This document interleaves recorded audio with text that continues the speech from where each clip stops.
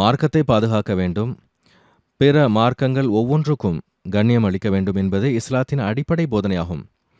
இதன் காரணமாகத்தான் நாங்கள் ஹஜ்ரத் மூசா அலைஹிஸ்ஸலாம் அவர்களுக்கும் கண்ணியம் அளிக்கின்றோம், ஹஜ்ரத் ஈசா அலைஹிஸ்ஸலாம் அவர்களுக்கும் கண்ணியம் அளிக்கின்றோம், இந்துக்களின் நபிமார்களுக்கும் கண்ணியம் அளிக்கின்றோம், புத்தர் அவர்களுக்கும் கண்ணியம் அளிக்கின்றோம், உலகில் தோன்றிய ஒவ்வொரு மார்க்கத்துக்கும் கண்ணியம் அளிக்கின்றோம்.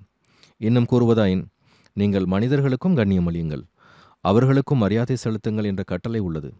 இன்னும் சொல்வதாயின், எவர்கள் சிலைகளை வணங்குகின்றார்களோ, இணை வைக்கின்றார்களோ, அவர்களுடைய சிலைகளையும் நீங்கள் ஏசாதீர்கள்.